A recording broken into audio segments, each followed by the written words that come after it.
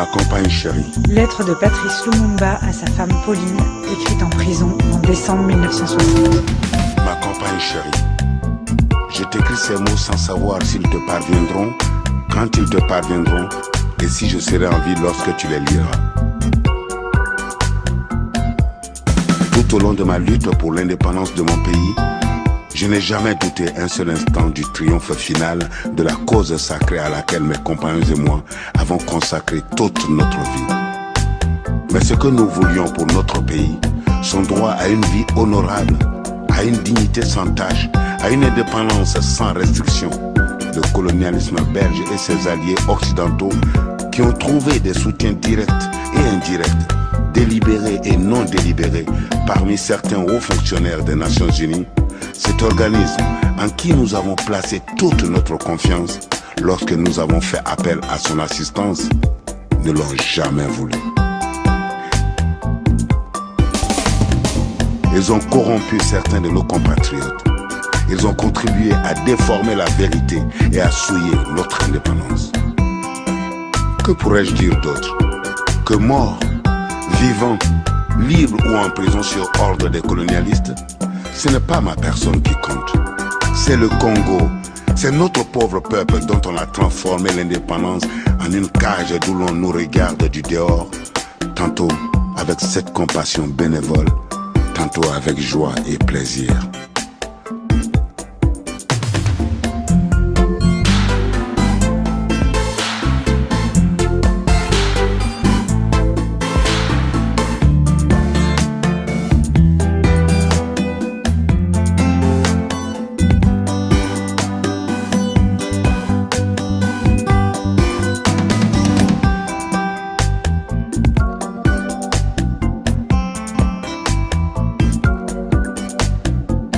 Mais ma foi restera inébranlable.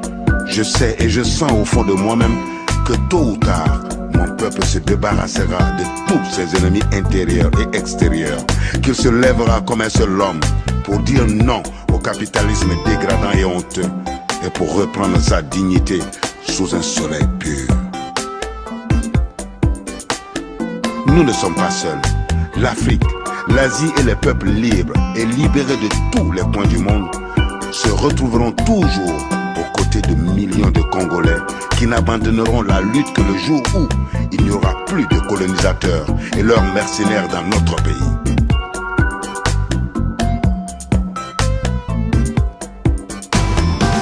À mes enfants que je laisse et que peut-être je ne reverrai plus, je veux qu'on dise que l'avenir du Congo est beau et qu'il attend d'eux, comme il attend de chaque Congolais, d'accomplir la tâche sacrée de la reconstruction de notre indépendance et de notre souveraineté.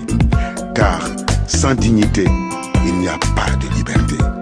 Sans justice, il n'y a pas de dignité. Et sans indépendance, il n'y a pas d'homme libre.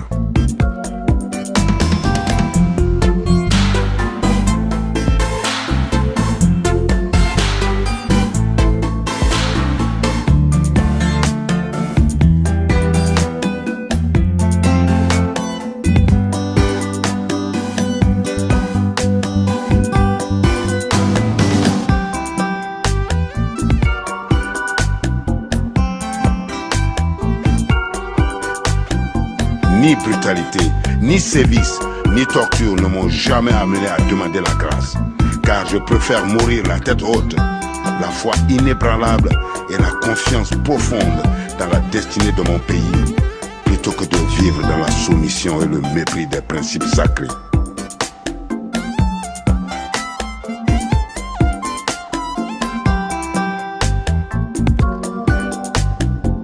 L'histoire dira un jour son mot. Mais ce ne sera pas l'histoire qu'on enseignera à Bruxelles, Washington, Paris ou aux Nations Unies, mais celle qu'on enseignera dans les pays affranchis du colonialisme et de ses fantoches. L'Afrique écrira sa propre histoire et elle sera au nord et au sud du Sahara, une histoire de gloire et de dignité.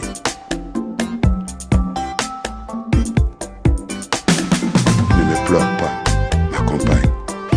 Moi je sais que mon pays, qui souffre tant, saura défendre son indépendance et sa liberté.